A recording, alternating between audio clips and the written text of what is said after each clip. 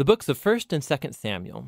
They're two separate books in our modern Bibles, but that division is due simply to scroll length. It was originally written as one coherent story. We're just going to cover the book of 1 Samuel in this video. So after Israel was rescued from slavery in Egypt, they made a covenant with God at Mount Sinai and eventually came into the Promised Land. And there, Israel was supposed to be faithful to God and obey the covenant commands. Before the book of Samuel, Judges showed how Israel failed at that task big time. It was a period of moral chaos, and it showed Israel's need for wise, faithful leaders. The book of Samuel provides an answer to that need. The book of Samuel's story focuses on three main characters: the prophet Samuel, where the book gets its name, and then King Saul, and after that, King David. And all three of them transitioned Israel from a group of tribes ruled by judges into a unified kingdom ruled by King David in Jerusalem. And the book of Samuel has a fascinating design that weaves the story of these three characters together in four main parts. Samuel, he's the key leader and prophet in the first section of the book, but then he also plays a key role in the next section, which is Saul's story, and it's told in two movements: Saul's rise to power and then his failures, and the second part is about his downfall and his tragic death. And then the drama of Saul's demise is matched by David's exciting rise to power.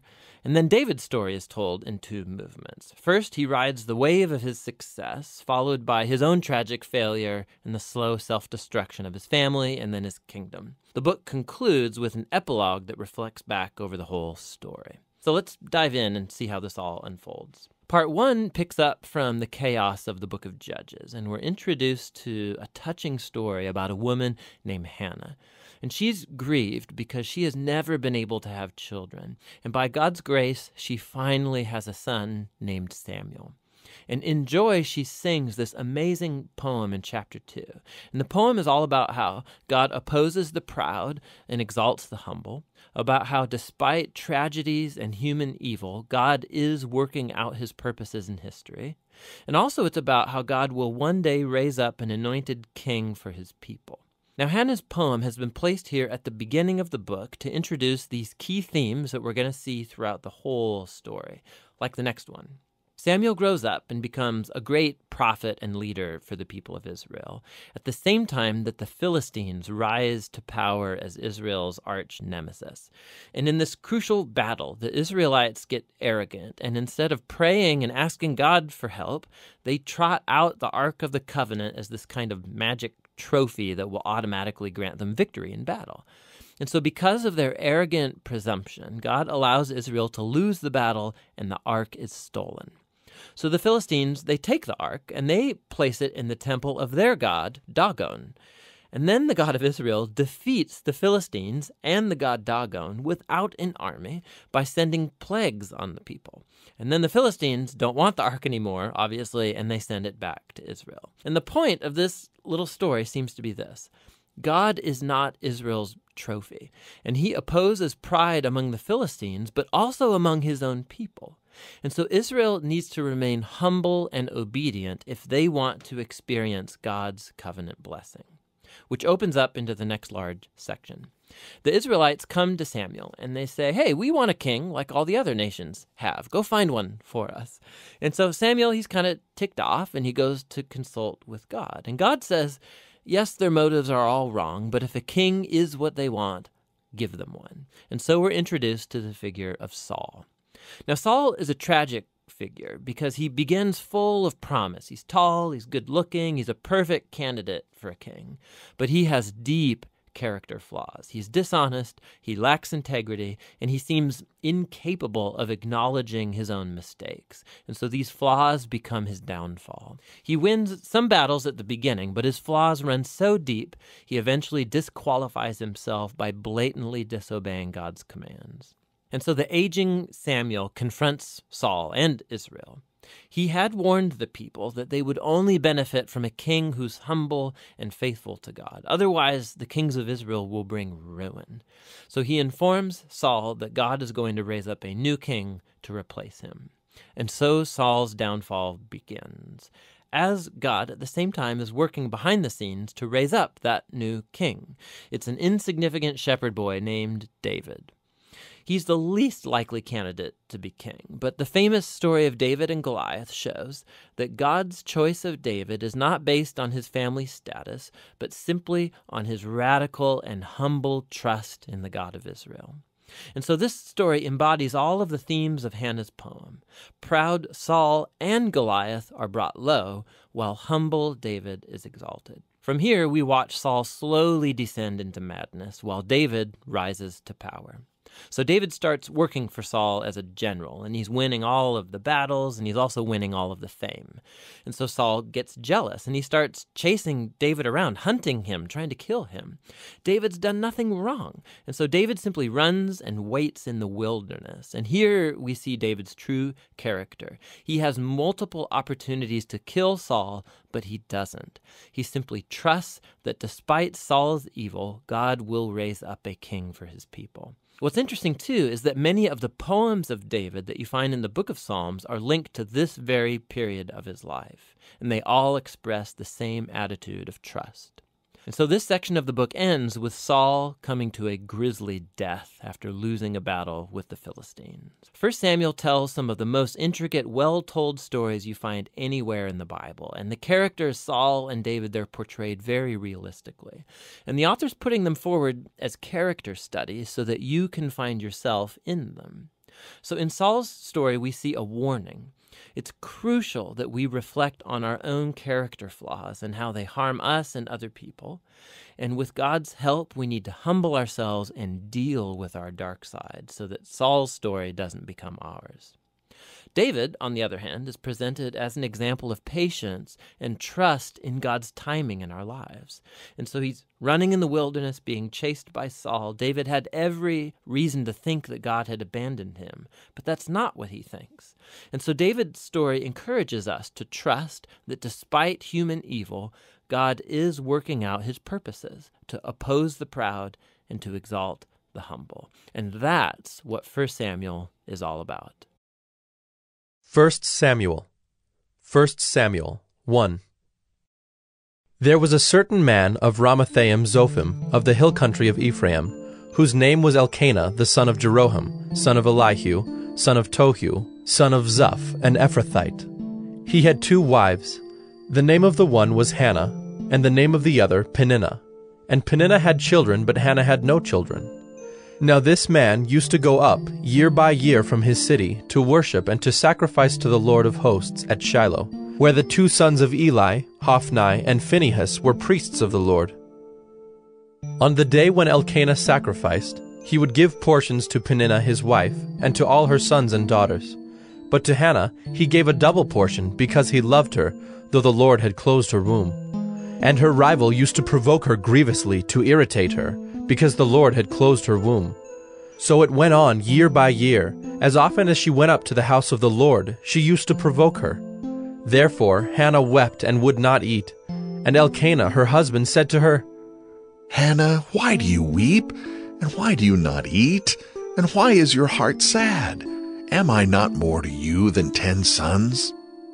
After they had eaten and drunk in Shiloh, Hannah rose. Now Eli the priest was sitting on the seat beside the doorpost of the temple of the Lord.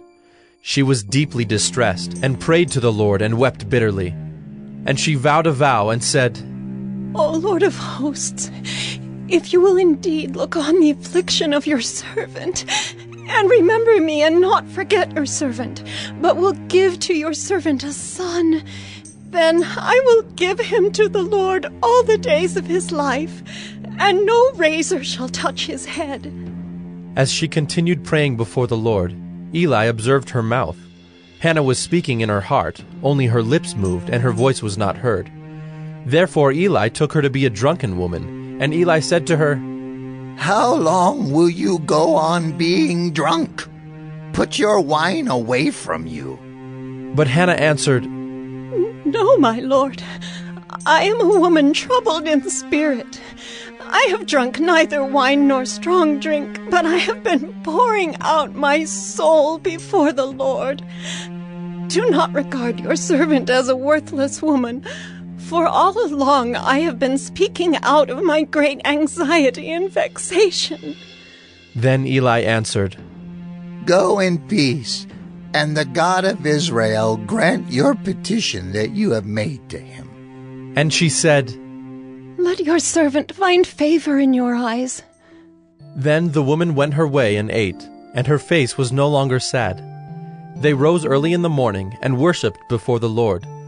Then they went back to their house at Ramah, and Elkanah knew Hannah his wife, and the Lord remembered her.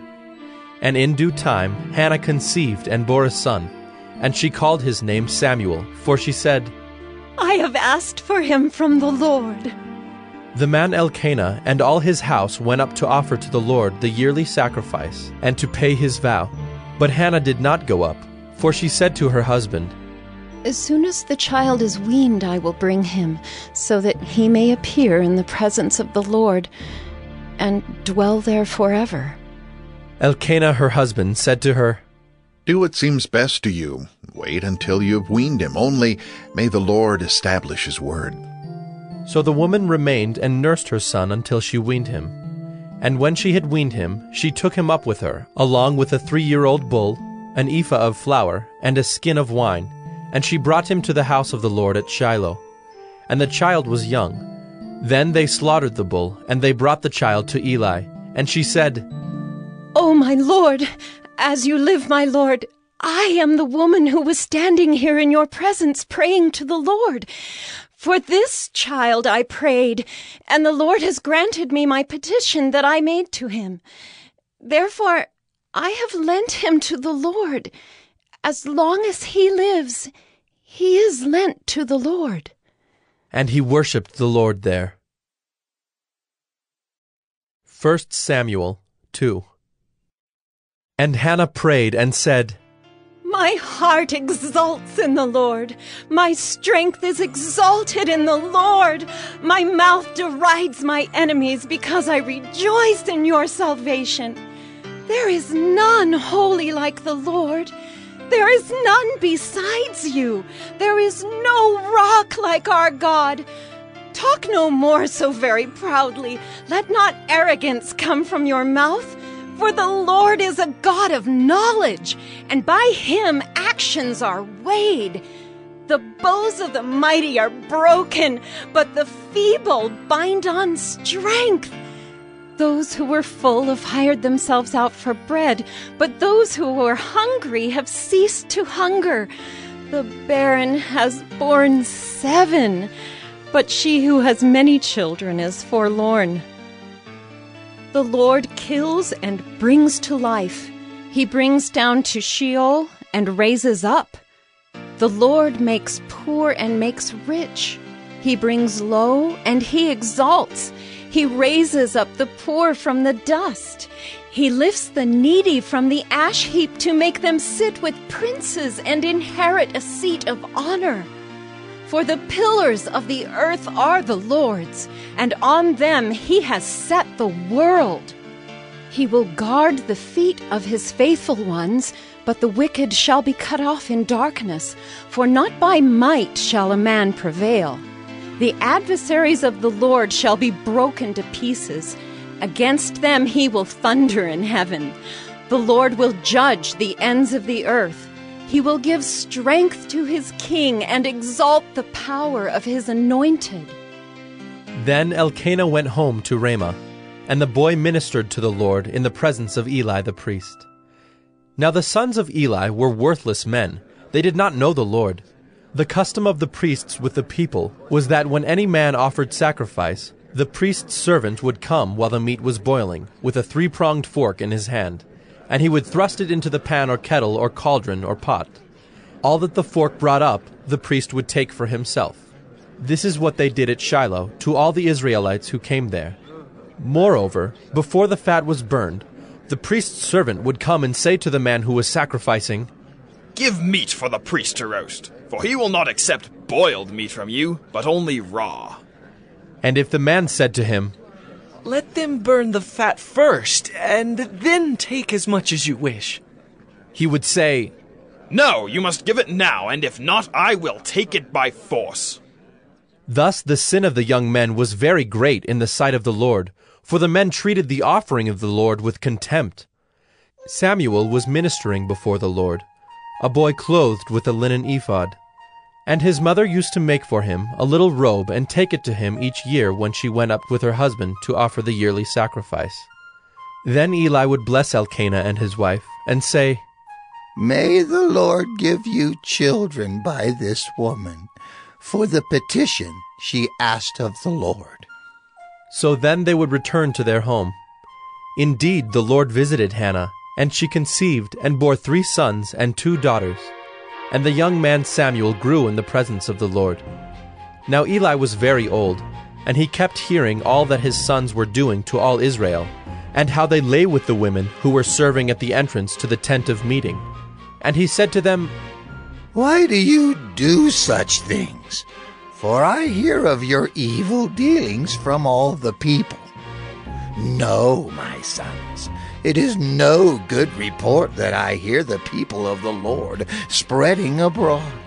If someone sins against a man, God will mediate for him.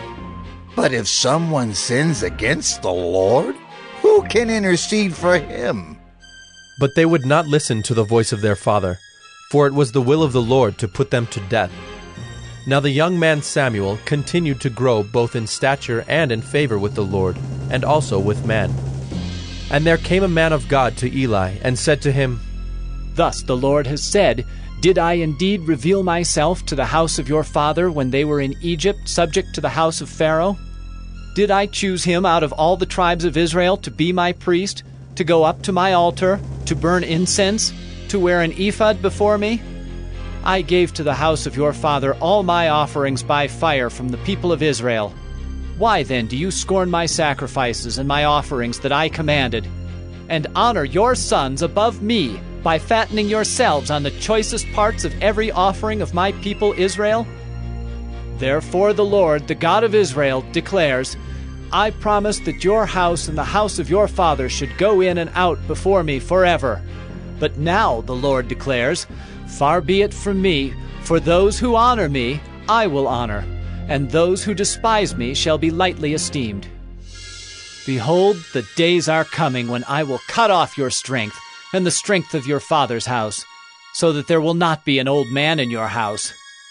Then in distress you will look with envious eye on all the prosperity that shall be bestowed on Israel, and there shall not be an old man in your house forever. The only one of you whom I shall not cut off from my altar shall be spared to weep his eyes out, to grieve his heart, and all the descendants of your house shall die by the sword of men.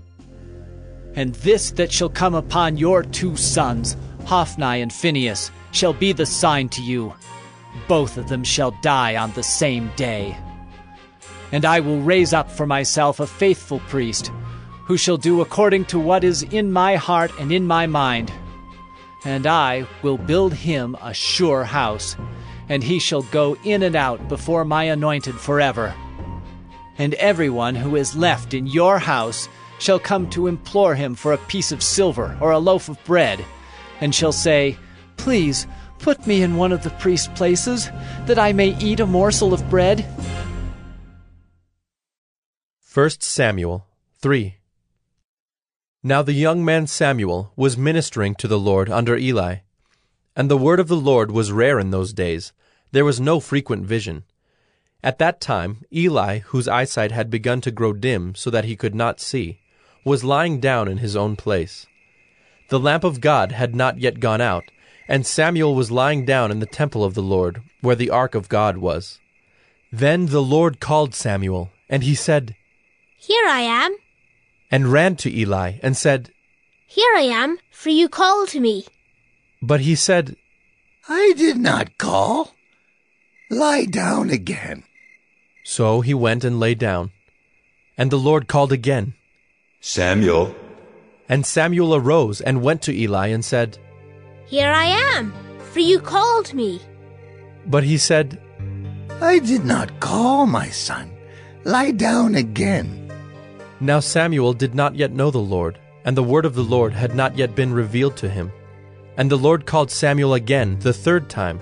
And he arose and went to Eli and said, Here I am, for you called me. Then Eli perceived that the Lord was calling the young man. Therefore Eli said to Samuel, Go, lie down, and if he calls you, you shall say, Speak, Lord, for your servant hears. So Samuel went and lay down in his place. And the Lord came and stood, calling as at other times, Samuel, Samuel. And Samuel said, Speak, for your servant hears. Then the Lord said to Samuel, Behold, I am about to do a thing in Israel at which the 2 ears of everyone who hears it will tingle. On that day I will fulfill against Eli all that I have spoken concerning his house, from beginning to end. And I declare to him that I am about to punish his house forever, for the iniquity that he knew, because his sons were blaspheming God, and he did not restrain them. Therefore I swear to the house of Eli, that the iniquity of Eli's house shall not be atoned for by sacrifice or offering forever. Samuel lay until morning. Then he opened the doors of the house of the Lord. And Samuel was afraid to tell the vision to Eli. But Eli called Samuel and said, Samuel, my son. And he said, Here I am. And Eli said, What was it that he told you? Do not hide it from me. May God do so to you and more also, if you hide anything from me of all that he told you. So Samuel told him everything, and hid nothing from him. And he said, It is the Lord. Let him do what seems good to him. And Samuel grew, and the Lord was with him, and let none of his words fall to the ground. And all Israel, from Dan to Beersheba, knew that Samuel was established as a prophet of the Lord. And the Lord appeared again at Shiloh, for the Lord revealed himself to Samuel at Shiloh by the word of the Lord.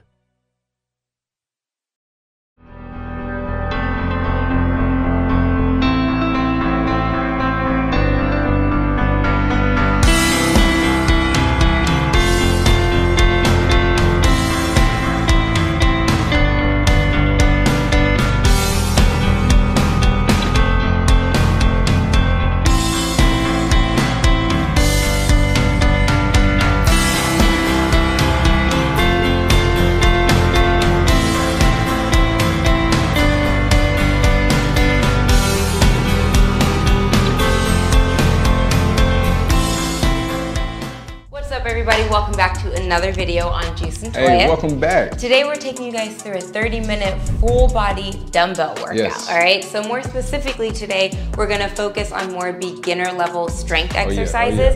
So if you're someone who's just beginning with strength training or learning how to use dumbbells or weights, this is a great workout for you to start off with. We're gonna give you some audio cues throughout the workout to help you with the form and engaging the proper muscles, okay? So all you'll need for this workout is a pair of dumbbells. For reference, I'll be using a pair of 10-pound dumbbells. And I'll be using a pair of 20-pound dumbbells, all right? So for the workout format, we're gonna split this workout into 2 different sets. Each set will have 13 different exercises, starting with the lower body. So we're gonna have 5 lower body exercises, 5 upper body, and then 3 core abs exercises, all right? We're going 40 seconds of work, 20 seconds of rest throughout the entire workout. But between those 2 sets, we'll give you a 60-second break to grab a drink, take a break, and get ready for the next set that's coming up, all right? So like she said, there will be audio cues throughout the workout to make sure your form is correct and you're feeling the workout in the right areas. But there are some exercises that may be a little bit more difficult, so you can follow me for modifications. Exactly. So this is a full body workout, so we're gonna take you guys through a nice little warm up. Following the warm up, we're gonna get right into it. So grab your mats, grab your weights, and let's get to work.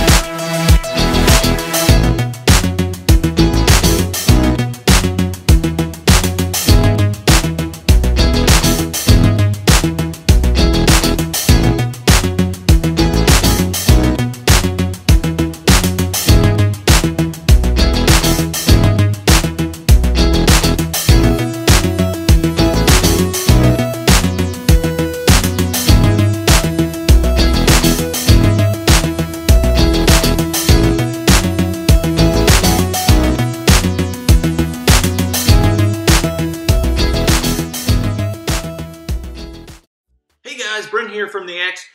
Thank you guys for watching our video. We hope this is helping you on your Bible goals and your other goals.